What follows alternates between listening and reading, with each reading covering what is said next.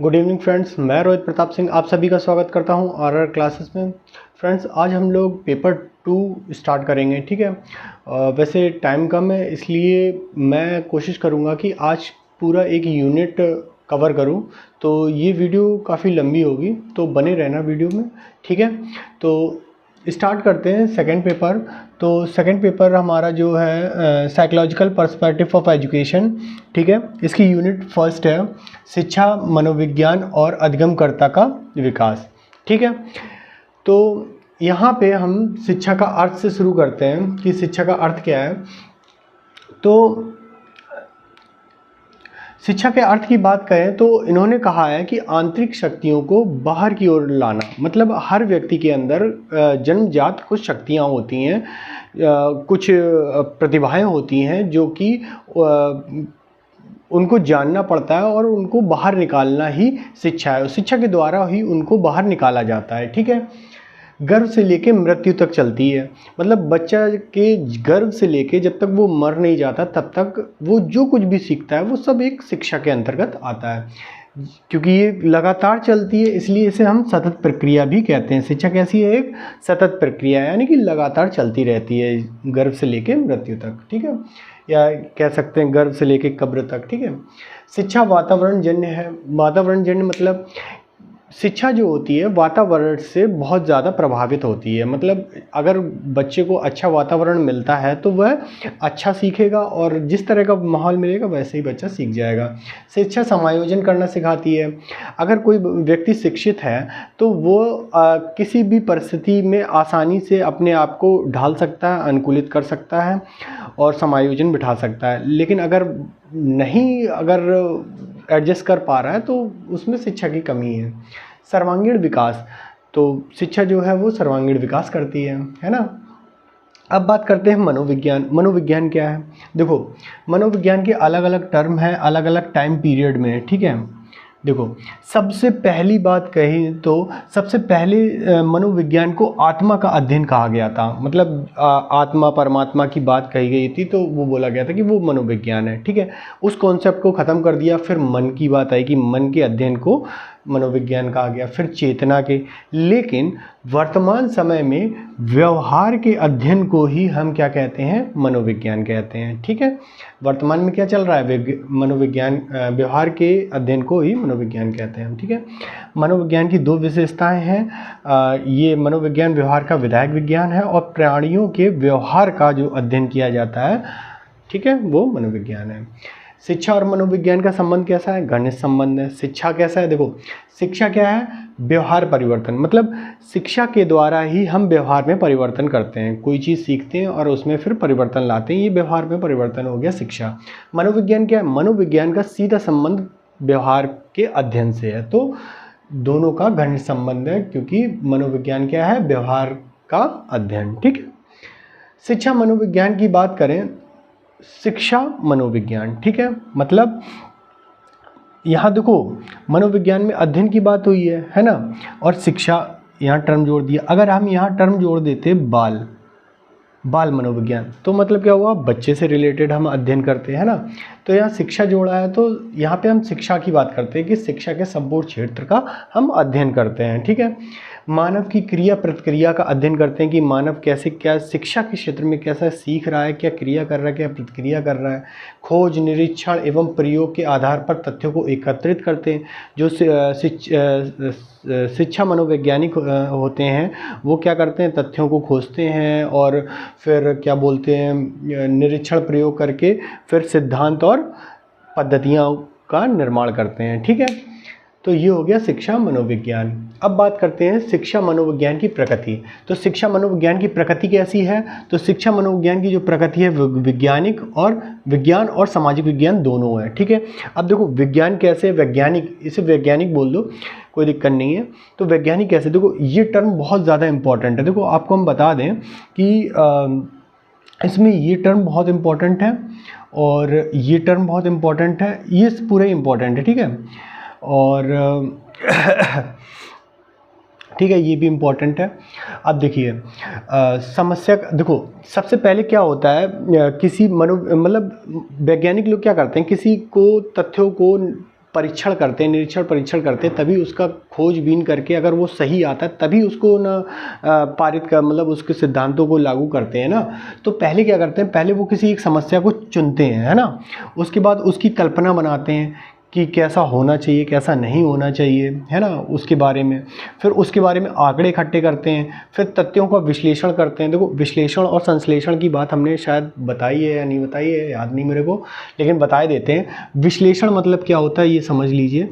विश्लेषण, देखो कोई टर्म होता है, विश्लेषण में उसको बांट करके फिर सीखा जाता है, ठीक है। कोई टुकड़ों में बांट लिया उस मतलब कोई एक टॉपिक को, जैसे मैंने ये टॉपिक एक पढ़ाया, ठीक है, इसको देखो 1 2 3 4 5, इन 5 टॉपिक में हमने बांट लिया अलग अलग, तो ये मैंने विश्लेषण कर लिया, अलग अलग कर लिया और अलग अलग हमने सिखा दिया। फिर यानी कि विश्लेषण मतलब बांटना, ठीक है, विश्लेषण मतलब बांटना। और फिर होता है संश्लेषण करना, संश्लेषण करना, ठीक है।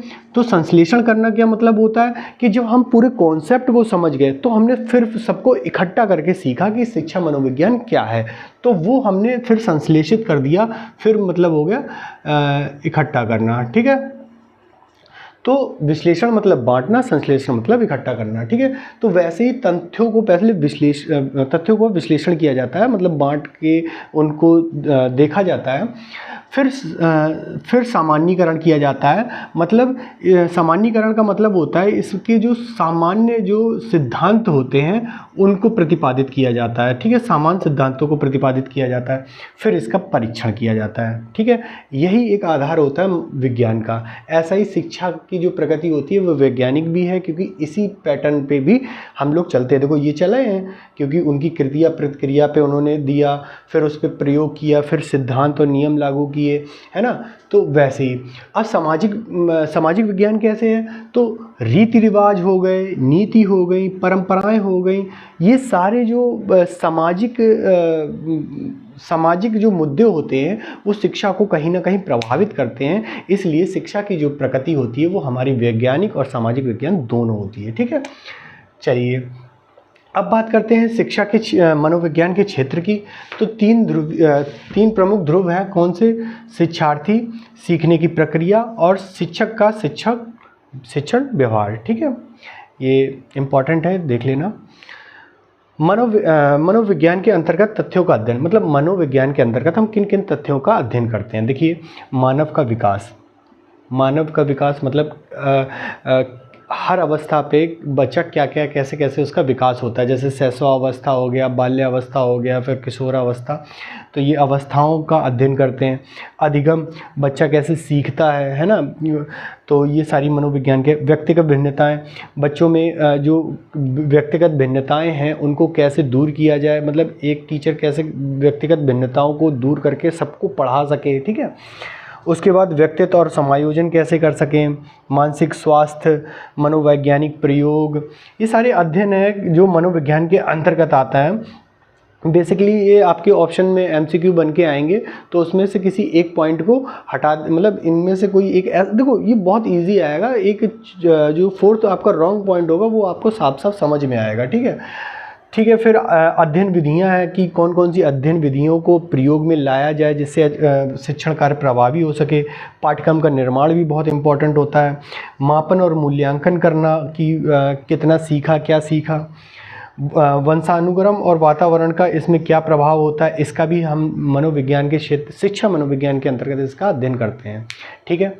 अभी हम इसको रफ करेंगे और इसके बाद फिर से लिखेंगे और बने रहिए। आज पहली यूनिट हम लोग कंप्लीट करेंगे, ओके। चलिए आगे देखते हैं। तो अब हम पढ़ेंगे शिक्षा मनोविज्ञान की विधियाँ, ठीक है। कुछ विधियाँ यहाँ पे दी गई हैं। तो देखिए, जो पहली विधि है वो है निरीक्षणात्मक विधि, ठीक है। निरीक्षण जिसमें किया जाता है, ठीक है। ये दो तरह की होती हैं, एक अंतर्दर्शन, बहिर्दर्शन। देखो, निरीक्षण जो है अपना स्वयं का भी कर सकते हैं, दूसरे का भी कर सकते हैं, है ना। तो जो स्वयं का अध्ययन करता है उसे अंतर्दर्शन कहते हैं और जो दूसरों का करते हैं वो बहिर्दर्शन कहते हैं, ठीक है। अंतर्दर्शन में विषय मतलब व्यक्ति जो मतलब कोई भी टॉपिक है, जैसे खुद के बारे में, जैसे आप अपने बारे में मतलब निरीक्षण करिए कि हाँ मैं अच्छा हूँ या बुरा हूँ, ठीक है। तो क्या बोलते हैं, आपने निरीक्षण किया कि क्या मोटिव रहा विषय हमारा कि वो अच्छा है या बुरा, ठीक है। तो विषय और प्रयोगकर्ता दोनों एक ही होता है ना। और बहिर्दर्शन में हम किसी दूसरे पर्टिकुलर मतलब किसी अगले का अध्ययन करते हैं, ठीक है। ये प्रत्यक्ष विधि है। प्रत्यक्ष अप्रत्यक्ष का मतलब क्या हुआ कि ये सामने से देख के हम उसको प्रत्यक्ष रूप से देख करके क्या बोलते हैं, उसका हम निरीक्षण करते हैं, ठीक है। उस पर्टिकुलर टाइम पीरियड में हम वहाँ पे मौजूद हों, ठीक है। साक्षात्कार, अगर देखो हिंदी में साक्षात्कार लिखा है, इंग्लिश में इंटरव्यू बोलते, वो अच्छे से समझ में आ जाएगा। तो साक्षात्कार लिखा है, तो साक्षात्कार एक तरीका इंटरव्यू, ठीक है। इंटरव्यू को मतलब साक्षात्कार को ही इंग्लिश में इंटरव्यू बोलते हैं। तो इसके प्रकार देख लीजिए, साक्षात्कार मतलब इंटरव्यू के प्रकार क्या है। देखो, नैदानिक, किसी चीज़ का निदान करने के लिए इंटरव्यू हो, मतलब एक साथ बैठें। नियुक्ति मतलब जॉब वगैरह के लिए। शोध, किसी चीज़ का शोध करते हैं तो इकट्ठा होता है। परामर्श के लिए साक्षात्कार हो। तथ्य संकलन और सर्वेक्षण, मतलब ये जो टर्म है, इन सब टर्म से हम मतलब को पाने के लिए, जॉब को या तथ्यों को, इन सब के लिए जो साक्षात्कार के तरीके हैं अलग अलग, ठीक है। साक्षात्कार की दो प्रविधियाँ होती हैं साक्षात्कार की, एक निर्देशात्मक और एक अनिर्देशात्मक। मतलब सीधी सी बात है, जहाँ पे निर्देशन होगा वहाँ निर्देशात्मक, जहाँ पे मुक्त होगा वहाँ पे अनिर्देशात्मक, ठीक है। पद क्या है कि साक्षात्कार की कैसी तैयारी हो, दो पद होते हैं, ये याद रखना कि 2 हैं, ये 6 हैं, ये भी 2 है, ठीक है। तो 2 पद हैं, कैसे, साक्षात्कार की तैयारी, ठीक है, साक्षात्कार की तैयारी करना और साक्षात्कार की प्रक्रिया, ये 2 पद शामिल है, ठीक है। अब बात कर रहे हैं दशाएं, इसमें कोई नहीं है भाई, दशाएं कितनी भी हो सकती हैं ना। तो साक्षात्कार में उचित वातावरण होना चाहिए, एकांत स्थान होना चाहिए, पर्याप्त समय मिलना चाहिए, आत्मीयता की स्थापना होनी चाहिए। आत्मीयता की स्थापना मतलब व्यक्ति अपने आप को एक्सप्रेस कर सके, नहीं तो बोलने ही ना दिया जाए दूसरे को, ठीक है। अगला देखिए, प्रयोगात्मक विधि क्या है। देखिए, अभी मैंने वैज्ञानिक विधि बताया था। वैज्ञानिक विधि में क्या होता है कि कोई भी चीज़ को हम चुनते हैं, उसको शोध करते हैं, उसके बाद हम क्या करते हैं, उस सिद्धांत वगैरह देते हैं, है ना। तो वैसे ही प्रयोग, वो भी प्रयोग करके ही हुआ ना, उसको शोध करके हुआ ना। तो एक प्रयोग विधि के ये बहुत इम्पोर्टेंट, देखो इम्पोर्टेंट तो सारे ही हैं, लेकिन मेरे लिए बहुत ज़्यादा पूछा जाता है कि प्रयोगात्मक विधि के सोपान क्या है। देखो, सबसे पहले समस्या का चुनाव करें, फिर उसकी उपकल्पना करें, मतलब कैसे करना है, क्या करना है। स्वतंत्र और आश्रित चरों को अलग करना, जो भी है, नियंत्रण करना, अपनी मतलब जो भी कंटेंट या जो भी टॉपिक, जिस चीज़ पे हम खोज कर रहे हैं, उसको मजबूत पकड़ बनाए रखना है। विश्लेषण करना, तथ्यों को बांट करके सीखना, ठीक है। उसके बाद प्रयोग फल की उपकला की जांच, मतलब जो भी हमने मतलब जो भी कल्पना की थी कि हाँ ऐसा हो जाएगा, तो उसका हमने फिर क्या किया, प्रयोग की, उसकी जांच की, ठीक है। कि हाँ मतलब पहले कल्पना की, उसके बाद हमने उसके ऊपर वर्क किया, फिर उस पर जांच की कि कल्पना मेरी सही थी या नहीं थी, ठीक है। तो ये हो गया प्रयोगात्मक विधि, ठीक है। ठीक है, अब बात करते हैं विवरणात्मक पद्धतियाँ। तो कौन कौन सी हैं, विकासात्मक, उपचारात्मक, सांख्यिकीय, मूल्यांकन और जीवन इतिहास, ठीक है। इसे जीवन इतिहास विधि के कुछ टर्म हैं। देखिए, विवरणात्मक मतलब क्या है कि किसी का विवरण मतलब विस्तार रूप से चीज़ों को एक्सप्रेस करना, बताना, ठीक है। किसी के विकास करना की बात करें। उपचार मतलब एक होता है निदान,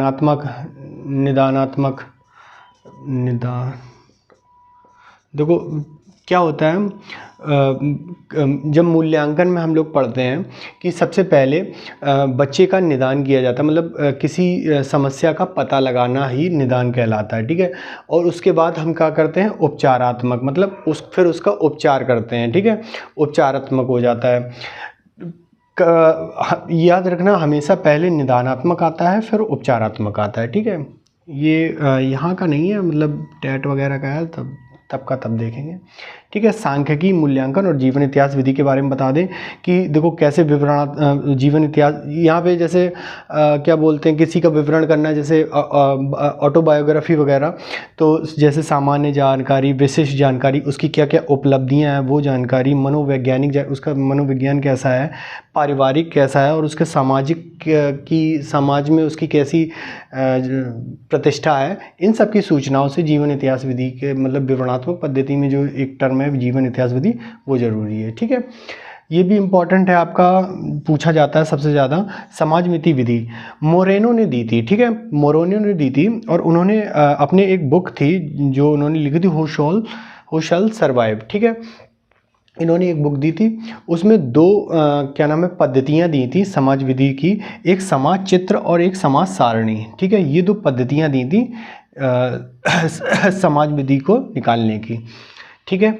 आई होप ये आपको समझ गए। ये हो गई शिक्षण विधियाँ। कहीं नहीं जाइए, अभी फिर से रफ करके फिर से हम स्टार्ट करेंगे आगे, ठीक है। आज पहली यूनिट कंप्लीट करके ही हम लोग दम लेंगे, ठीक है। चलिए आगे देखते हैं। अब बात करते हैं वृद्धि और विकास की। वेरी इंपॉर्टेंट टॉपिक है, मोस्ट इम्पॉर्टेंट टॉपिक है, ठीक है। तो इसके कॉन्सेप्ट को समझ लीजिए, बस यही बहुत ज़रूरी है। देखिए वृद्धि क्या होती है और विकास क्या होता है, इनका अंतर। वृद्धि, देखिए आप बचपन से बड़े होते हुए आए हैं, जैसे आपकी हाइट बढ़ी, वेट बढ़ा, तो ये आपकी एक तरीके से वृद्धि हुई है ना। और अगर आपके अंदर की बात करें कि आपके मस्तिष्क की कितना विकास हुआ, या कहें कि आपने कितना सीखा, है ना, तो वो सब विकास के अंतर्गत आ जाता है। आपने संवेगों को सीखा है ना। तो देखो जब वृद्धि की बात करें तो जैसे एक पेड़ होता है या एक जीव होता है, तो वो अपनी एक परिपक्व अवस्था में जब वो मैच्योर हो जाता है उसके बाद उसकी वृद्धि आके रुक जाती है ना। वृद्धि एक टाइम पीरियड में आने के बाद रुक जाती है। लेकिन विकास क्या होता है, विकास जो है वो निरंतर चलने वाली प्रक्रिया है, मतलब जन्म से लेकर मृत्यु तक विकास चलता रहता है। व्यक्ति कुछ ना कुछ हर वक्त सीखता रहता है। लास्ट क्लास हम लोगों ने देखा था ना कि शिक्षा क्या है, जन्म से लेकर मृत्यु तक चलने वाली प्रक्रिया है, सतत प्रक्रिया है ना। देखिए वृद्धि परिमाणात्मक होती है, तो क्यों होती है, क्योंकि इसको हम माप सकते हैं, ठीक है। क्या होता है, वृद्धि परिमाणात्मक होती है, लेकिन जो विकास होता है वो परिमाणात्मक और गुणात्मक दोनों होता है, ठीक है। वृद्धि को हम माप सकते हैं, जैसे लंबाई हो गई, चौड़ाई हो गई, ऊंचाई हो गई, है ना, ये सारी चीज़ें हम नाप सकते हैं। लेकिन अगर वही बात करें हम विकास की, तो विकास को हम सीधे तौर पे नहीं मान सकते। जैसे इंटेलिजेंस की बात करें, इंटेलिजेंस को हम डायरेक्ट नहीं माप सकते। माना कि IQ का एक फार्मूला होता है जिसके द्वारा हम लोग नाप सकते हैं, लेकिन उससे भी हम सटीकता से प्राप्त नहीं कर सकते जितना कि इनकी मेजरमेंट सटीक होती है। इनका हम सीधे तौर पे माप नहीं सकते, लेकिन अनुमान लगा सकते हैं, है ना, ठीक है। तो ये विकास हो गया।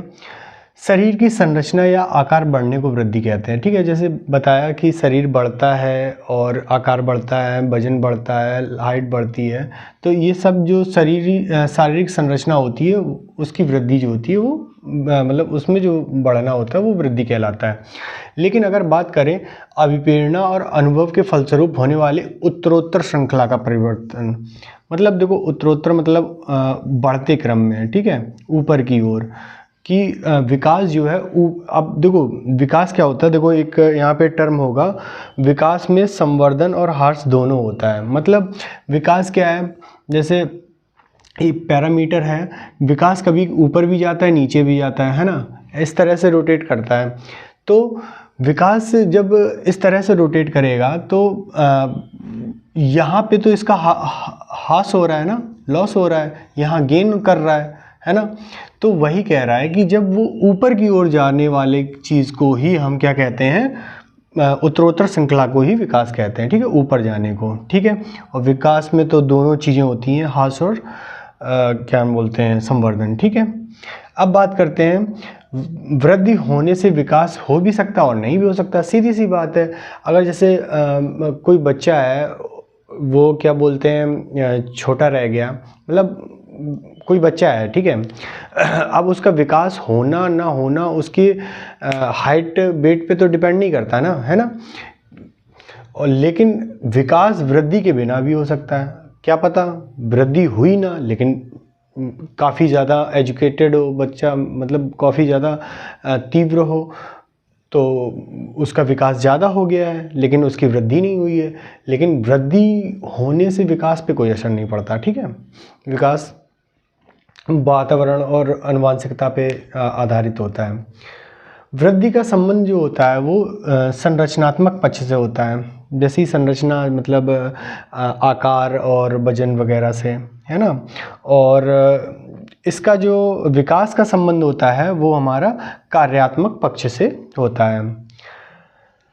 वृद्धि जो होती है मनुष्य की व्यक्तिगत क्षमता रूपी प्रक्रिया है, ठीक है। मतलब क्या है कि अगर हम वृद्धि को मेजरमेंट करेंगे या वृद्धि के बारे में बात करेंगे तो एक व्यक्ति विशेष के बारे में हम बता सकते हैं, है ना। लेकिन अब जैसे विकास जो है संपूर्ण पक्षों में परिवर्तन है। देखो विकास क्या है, जैसे एक क्लासरूम में जैसे अलग अलग सेक्शन बांट दिए, जैसे ए बी सी, है ना। तो उसमें से बोल दिया कि ए सेक्शन के बच्चे अच्छे हैं, वो अच्छा डेवलप कर रहे हैं, बी वाले कम कर रहे हैं, सी वाले उससे भी कम कर रहे हैं, है ना। तो वो एक संगठन को बांट दिया है, ठीक है। लेकिन अगर वहीं हम वृद्धि की बात करें कि इस क्लास में ये लड़का इतना लंबा है, वो इतना छोटा है, तो वो वृद्धि में आ जाता है, ठीक है। तो विकास का संवर्धन तो समझ गए आप, विकास में संवर्धन और ह्रास दोनों होता है, ठीक है। मतलब उतार चढ़ाव होते ही रहते हैं। और ऐतिहासिक दशाओं से प्रभावित होता है विकास। विकास जो है वो कैसा होता है, ऐतिहासिक दशाओं से प्रभावित। सीधी सी बात है, कोई भी घटना होती है वो क्या बोलते हैं किसी भी चीज़ को इफ़ेक्ट तो डालेगी ही डालेगी, ठीक है। तो ये वृद्धि और विकास का छोटा सा टर्म था। आई होप आप लोग समझ गए होंगे, ठीक है। ज़्यादा टफ नहीं है, बस सिंपल सा है। देखो दो चीज़ें इसकी जानने वाली हैं। देखो एक तो ये परिमाणात्मक है, क्योंकि ये माप सकते हैं, ठीक है। ये दोनों होता है, परिमाणात्मक और गुणात्मक, ठीक है। इसे हम सीधे तौर पे नहीं मान सकते, अनुमान लगा सकते हैं। यहाँ लिख सकते हैं हम कि अनुमान लगा सकते हैं, ठीक है। उसके बाद ये संरचनात्मक पक्ष है और ये कार्यात्मक पक्ष है, ठीक है। तो ये कुछ इम्पोर्टेंट पॉइंट हैं जो कि मेनली पूछे जाते हैं। याद रखना कि ये संरचनात्मक, याद रखना बस ये दोनों टर्म सबसे ज़्यादा, कभी भी वृद्धि और विकास में आप कंफ्यूज हों तो परिमाणात्मक और संरचनात्मक ये दोनों टर्म अलग करिए और इनको अलग करिए, तो आप समझ जाओगे कि क्या बोलते हैं। कोई भी टर्म लेके बैठ जाओगे तो आप समझ जाओगे कि हाँ इन दोनों में क्या डिफरेंस है, ठीक है। तो आई होप ये समझ गए होगे। चलिए आगे बढ़ते हैं, चलिए आगे देखते हैं। अब बात करते हैं विकास के सिद्धांतों की, ठीक है। तो विकास के सिद्धांत ये भी बहुत इम्पोर्टेंट है, ठीक है। काफ़ी ज़्यादा इम्पोर्टेंट रोल प्ले करते हैं ये एग्ज़ाम में। तो विकास के सिद्धांत में पहला हमारा है व्यक्तिगत भिन्नता का सिद्धांत। ये हमारा कहता है कि व्यक्तिगत हर व्यक्ति भिन्न होता है, ठीक है। जैसा कि पहले ही बताया है कि हर एक पर्टिकुलर इंसान अपनी स्पेशल पावर रखता है, या फिर हर एक की अपनी अपनी स्पेशल क्वालिटी होती है, ठीक है। निरंतर विकास का सिद्धांत, विकास जो है वो निरंतर चलने वाली प्रक्रिया है। विकास क्रम का सिद्धांत, विकास एक क्रम में चलता है, ठीक है। विकास क्या होता है, एक क्रम में चलता है। अब देखिए एक जैसे भाषा का विकास की बात करें हम, भाषा विकास, भाषा का विकास कैसे होता है, तो भाषा का विकास जो होता है वो सुबोपली से चलता है ना। तो मतलब बच्चा पहले सुनता है, फिर बोलता है, फिर पढ़ता है, फिर लिखता है। इस क्रम में वो भाषा सीखता है, ठीक है। तो विकास जो होता है वो भी एक क्रम में सीखी जा, मतलब विकास का भी एक क्रम होता है। विकास की दिशा का सिद्धांत, ये भी बहुत इम्पोर्टेंट है और बहुत ज़्यादा पूछा जाता है। तो ये दो तरह के दिशा के सिद्धांत दो तरीके के होते हैं। एक मस्कादोमुखी और एक दुर्विमुखी। इसमें क्या होता है, सिर से पैर की ओर, ऊपर से लेके नीचे, मतलब सिर से पैर की ओर की तरफ से विकास होना चालू होता है, मतलब ऊपर से लेके नीचे तक, ठीक है। और दुर्विमुखी में क्या होता है कि अंदर से बाहर की ओर, ठीक है। अंदर निहित शक्तियों का विकास होता है ना, बाहर की ओर बाहर शक्तियाँ मतलब बाहर की ओर लाना शक्तियों को, अंतर्निहित शक्तियों को, तो वो हमारा दुर्विमुखी हो गया, ठीक है। तो क्या हो गया, सिर से पैर की ओर और अंदर से बाहर। परस्पर संबंध का सिद्धांत।